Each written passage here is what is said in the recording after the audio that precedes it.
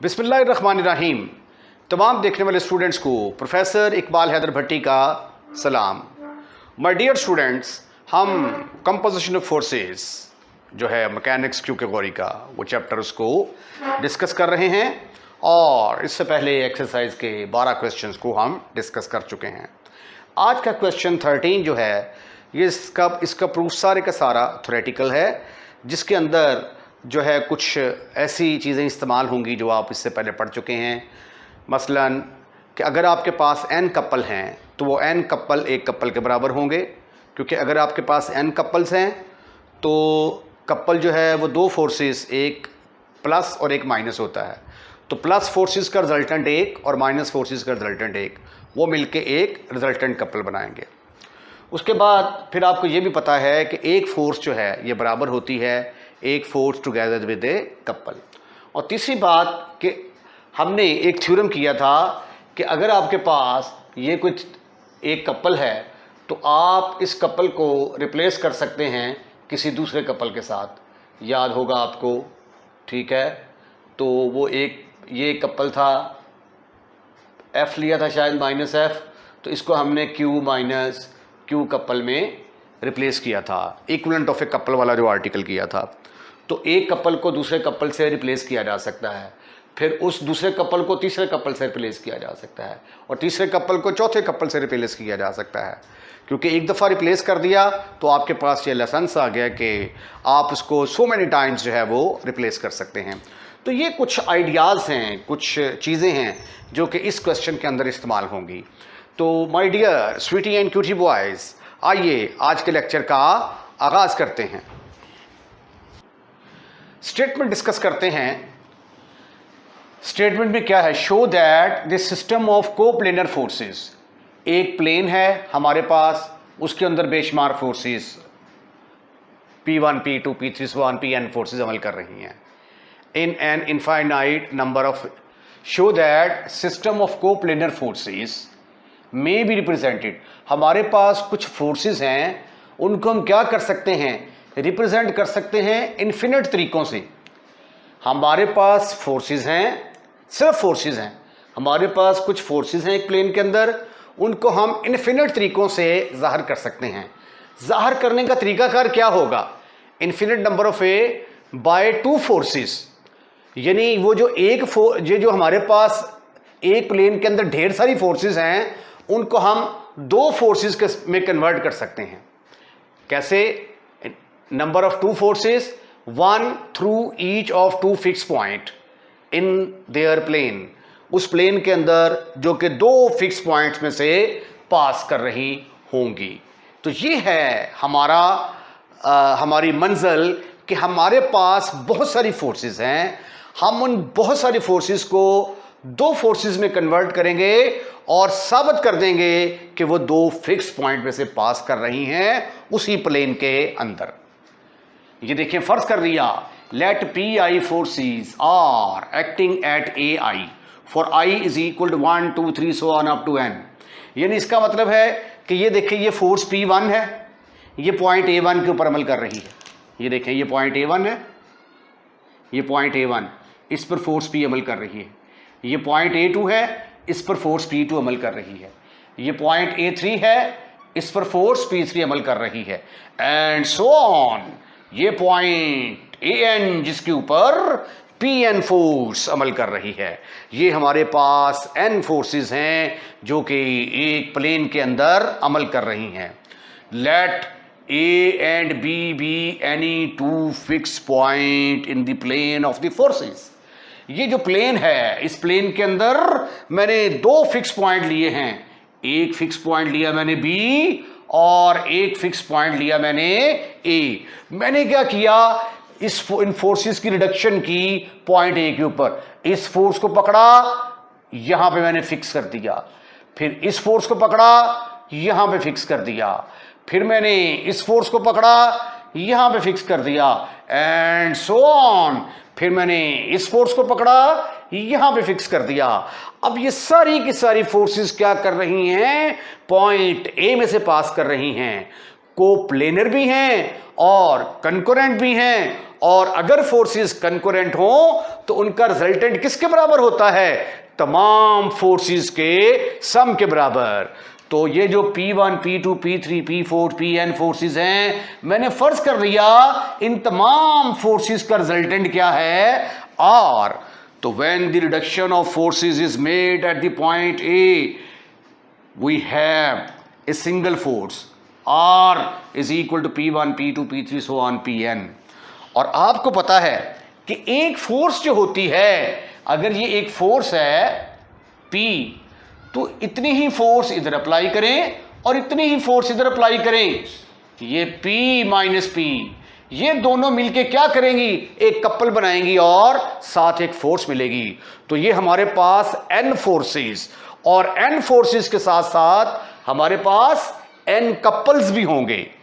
तो ये R forces आ गई and N couples of moment GI, यानी पहले वाले कपल का मोमेंट G1, दूसरे वाले कपल का मोमेंट G2, तीसरे वाले मोमेंट का कपल G3। I से मुराद क्या है यहां पे?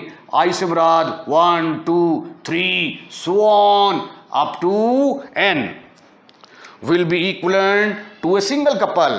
और ये जो हमारे पास N कपल होंगे, ये हमारे पास N फोर्सेस थी, वो N फोर्सेस को जमा किया, एक फोर्स आ गई।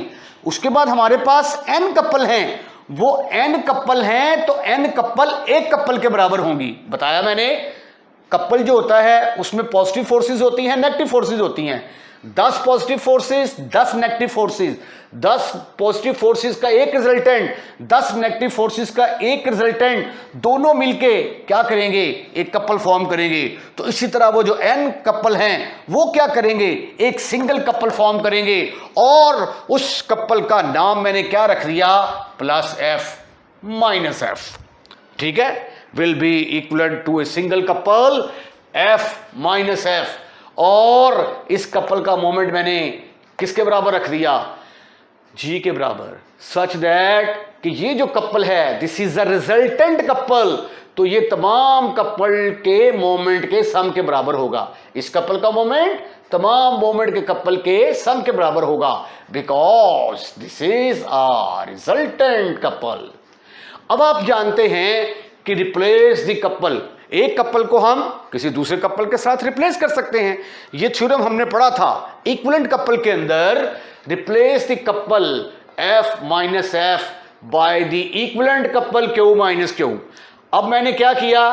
ये जो कपल था इसको मैंने रिप्लेस कर दिया, ये देखिए ये Q माइनस Q कपल के साथ, राइट। अब मेरे पास एक फोर्स ये है, एक फोर्स ये है, और एक इन तमाम का रिजल्टेंट। टोटल कितनी फोर्सेस हो गई? 3। ये देखिए, एक फोर्स, 2 फोर्स और ये 3 फोर्स, राइट। लेकिन ये दोनों फोर्सेस एक ही पॉइंट पर अमल कर रही हैं, तो फिर इन दोनों फोर्सेस का भी तो कोई ना कोई रिजल्टेंट होगा। और वो रिजल्टेंट क्या है? वो रिजल्टेंट मैंने लिया R'। तो सब कुछ खत्म हो गया, मेरे पास एक फोर्स ये बच गई और एक फोर्स ये बच गई। तो जितनी भी फोर्सेस थी उन फोर्सेस को मैंने किस में कन्वर्ट कर दिया? 2 फोर्सेस में कन्वर्ट कर दिया, जो कि 2 फिक्स पॉइंट में से पास कर रही हैं, A और B में से। यही मैंने साबित करना था। अब चूंकि एक कपल को इन्फिनिट तरीकों से आप रिप्लेस कर सकते हैं, तो इसी तरह इन दोनों फोर्सेस को भी रिप्रेजेंट करने के हमारे पास इन्फिनिट तरीके होंगे। यही लिखा है मैंने, ये देखिए जरा, replace the couple F minus F by equivalent couple Q minus Q of same moment lying in the same plane such that Q act at B and minus Q act at A। अब A के ऊपर 2 forces हैं, एक का नाम है R', एक का नाम है R और एक का नाम है Q। तो इन दोनों का रिजल्टेंट R' आ गया। अब ये 2 फोर्सेस खत्म हो गई, एक ये वाली फोर्स रह गई और एक Q फोर्स रह गई। Also at that point B there will be a single force Q। Now since the couple, अब हमारे पास 2 फोर्सेस रह गई हैं, एक Q और एक R'। आगे फिर इसकी बात करता है। Now, since the couple F minus F can be replaced by an equivalent couple in an infinite number of ways, hence ये जो अबव रिडक्शन मैंने की है इसको भी हम क्या कर सकते हैं, इनफाइनाइट नंबर ऑफ वेज में रिप्रेजेंट कर सकते हैं। आइए अब क्वेश्चन नंबर 14 का आगाज करते हैं। बड़ी इंटरेस्टिंग स्टेटमेंट है इसकी। 3 forces P Q R act along the sides BC, CA and AB respectively of a triangle ABC। फर्ज कर लिया कि ये मेरे पास एक ट्राइंगल है ABC, ABC, इसके लॉन्ग फोर्सेस अमल कर रही हैं। BC के लॉन्ग फोर्स अमल करती है P, ये फोर्स P अमल कर रही है इधर, और CA के लॉन्ग फोर्स Q अमल कर रही है, और AB के लॉन्ग फोर्स R अमल कर रही है। ये 3 फोर्सेस हैं जो कि एक ट्राइंगल के लॉन्ग अमल कर रही हैं। प्रूव दैट, हमने साबित करना है कि P cos of A plus Q cos of B plus R cos of C 0 के बराबर है। ये रिजल्ट हम साबित करना चाहते हैं। अगर ये 0 के बराबर है then line of action of the resultant passes through the circumcentre of a triangle. यानी अब इन तीनों फोर्सेस का कोई ना कुछ रिजल्टेंट होगा। फर्ज कर लिया कि इन तीनों फोर्सेस का रिजल्टेंट जो है वो R डैश है। अगर इनका जो रिजल्टेंट R डैश है वो सर्कम सेंटर में से पास करता है। सर्कम सेंटर क्या होता है? ऐसा सर्कल जो ट्राइंगल के वर्टिसेस से पास करता हो। ये देखिए, ये एक ट्राइंगल है, ये ट्राइंगल के वर्टिसेस से पास कर रहा है ये सर्कल। तो इस सर्कल का जो सेंटर है इसको हम कहते हैं सर्कम सेंटर। तो ये क्या होगा? Circum centre. इसका नाम हम रख लेते हैं O नाम रख लेते हैं इसका। O is the circum centre, right. तो अगर इन फोर्सेस का जो रिजल्टेंट है, फर्ज कर लिया कि ये रिजल्टेंट है इनका R डैश, ये R डैश जो है ये पॉइंट O में से पास करता है, तो ये वाला रिजल्ट हमने साबित करना है। अब क्वेश्चन को हल करने के 2 तरीके हैं। एक तरीका तो ये है कि हम सपोज कर लें कि ये रिजल्ट 0 के बराबर है और साबित कर दें कि रिजल्टेंट O से पास करता है। और दूसरा तरीका ये है कि हम सपोज कर लेते हैं कि R डैश O में से पास करता है, यानी सर्कम सेंटर में से पास करता है। तो ये वाला रिजल्ट साबित कर देंगे, और ये वाला रिजल्ट ज़्यादा आसान है साबित करना। हम सपोज कर लेंगे कि इन तीनों फोर्सेस का रिजल्टेंट R डैश जो है वो सर्कम सेंटर में से पास करता है, तो इस रिजल्ट को हम 0 के बराबर साबित कर देंगे। तो आइए पहले डेफिनेशन लिखते हैं कि सर्कम सेंटर क्या होता है। What is circum centre? Circum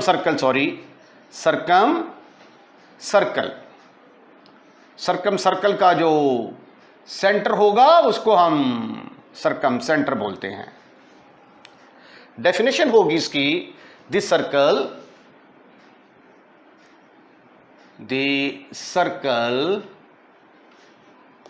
which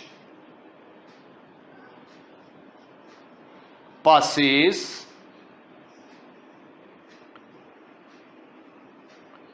through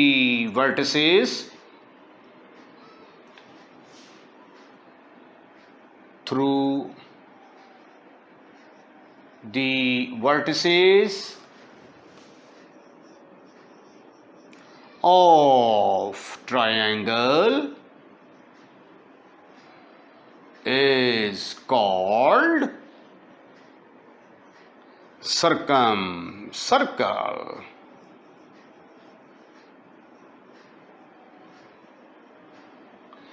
In figure,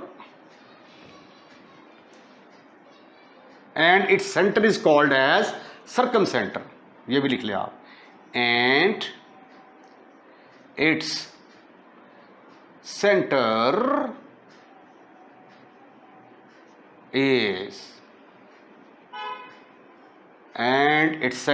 is called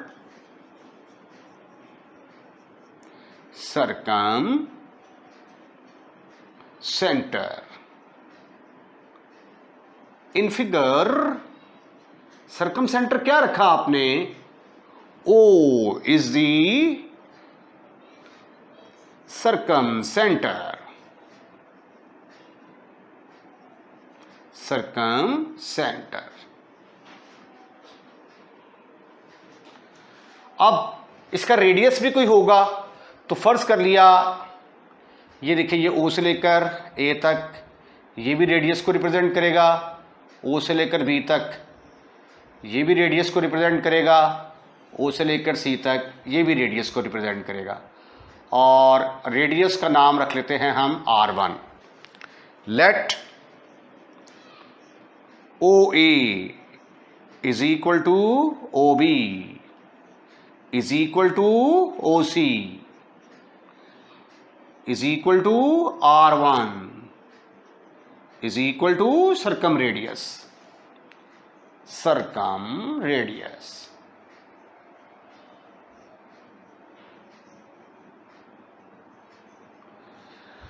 अब ये देखें, हमने फर्ज कर लिया कि इनका रिजल्टेंट है R dash.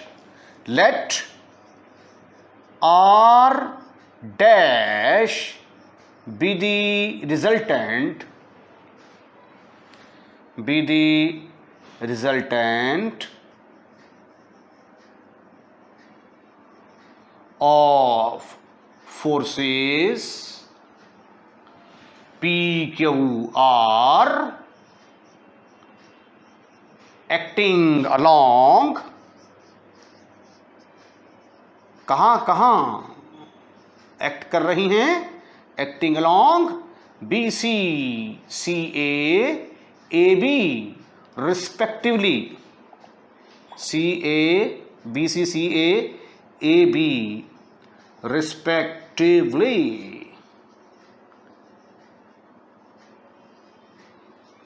Right. R dash हमने इनका रिजल्टेंट सपोज कर लिया. हम फर्दर सपोज करते हैं कि इनका जो रिजल्टेंट है R डैश वो कहां से पास करता है? O से पास करता है. Let the resultant R dash ओहो ऐसे आएगा. R dash passes through the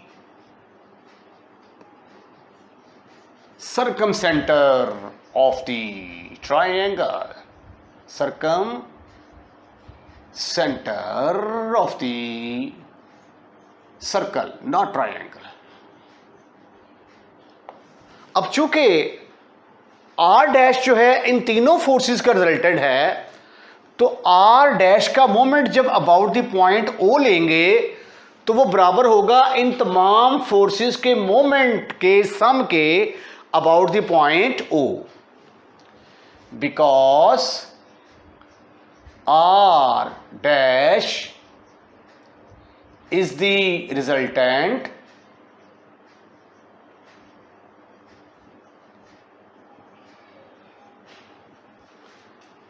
of PQR. Therefore, moment about O of R dash will be equal to the moment of all forces about the point O. अब आप लोग जानते हैं कि moment किसके बराबर होता है? मोमेंट बराबर होता है फोर्स इंटू परपेंडिकुलर डिस्टेंस. अब रिजल्टेंट का मोमेंट निकालते हैं. ये आ गया resultant. Force into perpendicular distance क्या होगा? देखिए, मैं ये आपको I have told this thing you so many time कि अगर मेरे पास ये कोई फोर्स F है, मैं इस फोर्स का moment about the point O लेता हूँ, तो यहाँ से लेकर यहाँ तक ये जो परपेंडिकुलर डिस्टेंस है ये फोर्स इंटू परपेंडिकुलर डिस्टेंस ये मोमेंट के बराबर आ जाता है। और अगर यही फोर्स उसी पॉइंट में से पास कर रही हो जिस पॉइंट के गिर्द मैंने मोमेंट लेना है, तो परपेंडिकुलर डिस्टेंस 0 के बराबर आ जाएगा, तो फोर्स का मोमेंट 0 के इक्वल आएगा। तो अब आर डैश का moment about the point O ले रहे हैं और ये ओ में से ही पास कर रहा है, तो इसका मोमेंट 0 के बराबर आएगा। और पी फोर्स का मोमेंट किसके बराबर आएगा? फोर्स इनटू, यहां से हम ड्रॉ करते हैं परपेंडिकुलर डिस्टेंस। ये परपेंडिकुलर डिस्टेंस ड्रॉ किया, इसका नाम एल रख देते हैं, एल। यहां से परपेंडिकुलर डिस्टेंस ड्रॉ किया, इसका नाम रख दिया एम। यहां से परपेंडिकुलर डिस्टेंस ड्रॉ किया, इसका नाम रख दिया N.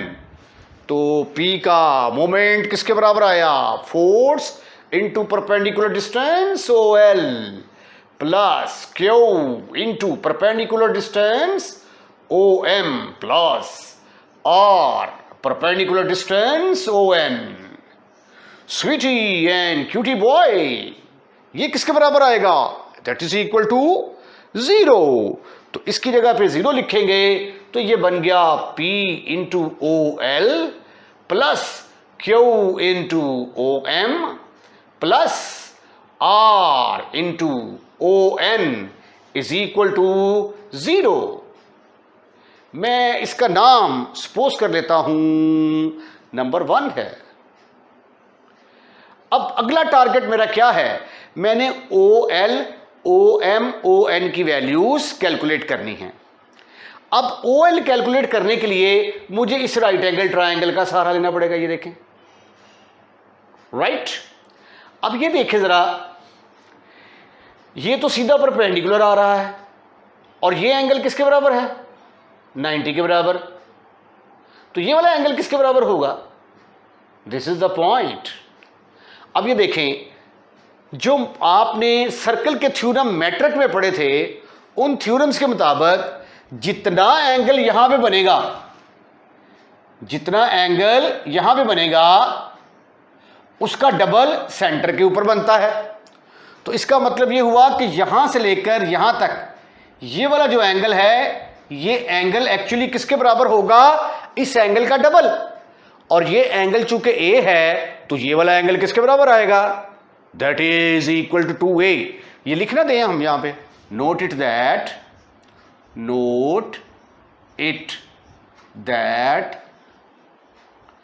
The angle subtended at the center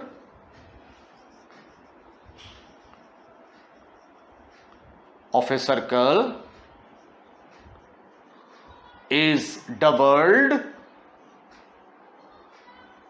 the angle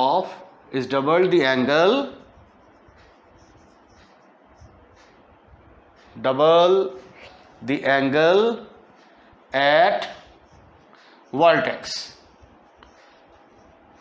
okay, तो स्वीटी एंड क्यूटी बॉय, ये एंगल हमारा यहां से लेकर यहां तक ये A है और ये 2A है। तो दरमियान में से इसका हाफ करेंगे तो ये बाकी कितना एंगल बच जाएगा? ये वाला एंगल A आ जाएगा। O को मैं जरा इधर लिख दूं ऐसे करके, राइट। तो अब मैंने OL की कीमत कैलकुलेट करनी है, तो ये वाला एंगल तो कंफर्म हो गया कि that angle is equal to A। अब ये बन गई है मेरे पास राइट एंगल ट्रायंगल, क्योंकि ये सीधा परपेंडिकुलर आ रहा है, ठीक है।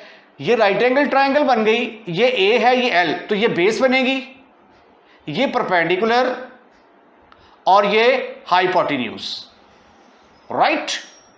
तो from right angle triangle, from right angle triangle OL B भी ले सकते हैं, OL C भी ले सकते हैं, राइट। OL B ले लेते हैं। अब हमने कैलकुलेट करना है OL ये बन गई बेस हमारी, क्योंकि जहां पे थीटा और 90 होते हैं, ये देखें जहां पे थीटा और 90 होते हैं वो बेस होती है। तो ये थीटा का काम कर रहा है, ये 90 का, तो ये बेस होगी। तो बेस ओवर हाइपोटेन्यूज किसके बराबर होगा? कॉस ऑफ ए के इक्वल। तो यहां पे आया कॉस ऑफ ए। तो ओ एल किसके बराबर आया? ओ एल बराबर है O B cos of A. But O B किसके बराबर है? ओ बी तो रेडियस के बराबर है, R1 के बराबर। But O B is equal to R1। So therefore, sweetie and cutie boys, we are able to find the value of OL, which is equal to R1 cos of A.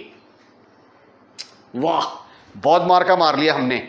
OL calculate कर लिया हमने। अब हमें OM calculate करना है। तो प्यारे, खूबसूरत, हैंडसम और स्मार्ट बच्चों, OM के लिए आप OMC राइट एंगल ट्रायंगल भी ले सकते हैं, OMA राइट एंगल ट्रायंगल भी ले सकते हैं। Again sweetie and cutie boy, ये एंगल किसके बराबर होगा? B के बराबर। तो ये किसके बराबर होगा? 2B। और ये किसके बराबर होगा? P के बराबर। तो from right angle triangle OMA ले लेते हैं। From right angle triangle OMA, इस राइट एंगल ट्रायंगल के अंदर बेस क्या बनी है आपकी? अब ये देखो प्यारे बच्चों, ये सीधा गया इधर, ये 90 का बना, ये B, तो ये आपकी बेस बन गई। Base over hypotenuse OM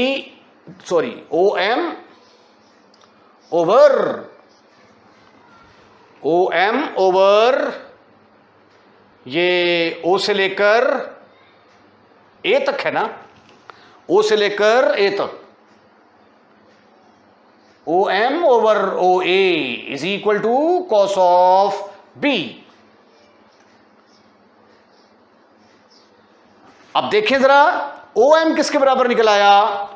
OM is equal to OA cos of B। But OA किसके बराबर है? That is equal to R1।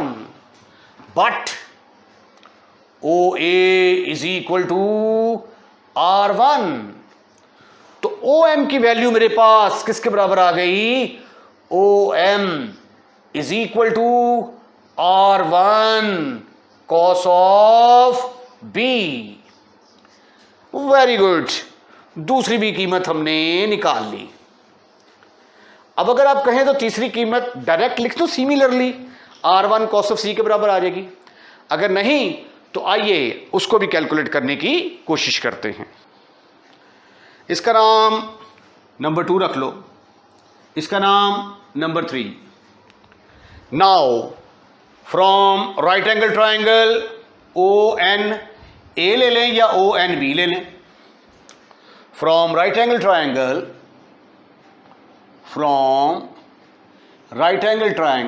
ONB,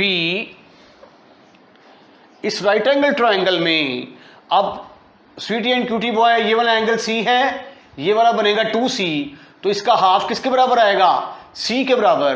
तो ये वाला एंगल C के बराबर आया, तो वही तरीका बेस ओवर हाइपोटेन्यूज ले रहे हैं हम। OB इज इक्वल टू किसके बराबर आया? That is equal to cos of C, बड़ा C। तो ON is equal to OB cos of C। But OB किसके बराबर है भाई? ये तो सर्कम रेडियस है, R1 के बराबर। तो ON की वैल्यू मेरे पास आ गई R1 कॉस ऑफ C। डब्बा पैक करें इसको, डब्बे में पैक कर दिया और नाम रख दिया मैंने इसका नंबर 2 3 4। अब आगे मैं क्या करने वाला हूं, इन तीनों वैल्यूज को चूक कर मैं नंबर 1 के अंदर पुट करूंगा। Put 2 3 4 in 1, put 2 3 4 in number 1. What you will get? P into R1 cos of A plus Q into R1 cos of B plus R into R1 cos of C is equal to 0। ये देखें, OL की जगह पे मैंने क्या put कर दिया, R1 cos of A, तो ये बन गया P R1 cos of A। इसी तरह मैंने OM की जगह पे क्या पुट किया, R1 cos of B, और ON की जगह पे R1 cos of C। Now you can see that R1 तो यहां से कॉमन आ रहा है भाई, R1 is a common. R1 को मैंने कॉमन निकाला तो ब्रैकेट के अंदर आ गया P cos of A plus Q cos of B plus R cos of C is equal to 0। लेकिन आप लोग जानते हैं कि R1 रेडियस जो है, सरकम रेडियस, ये तो 0 हो ही नहीं सकता। अगर ये 0 के बराबर हो गया तो उसको हाल ही खत्म हो जाएगा।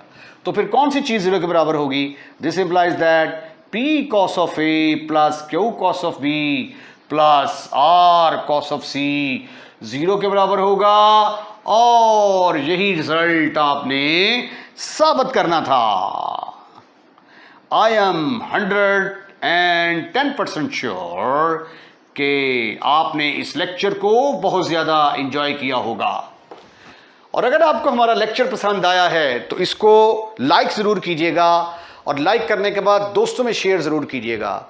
और अगर आपने हमारा चैनल सब्सक्राइब नहीं किया तो चैनल ज़रूर सब्सक्राइब कीजिएगा, और अपने दोस्तों को भी कहें कि इस चैनल को सब्सक्राइब करें। अपना ख्याल रखें। अल्लाह हाफिज़।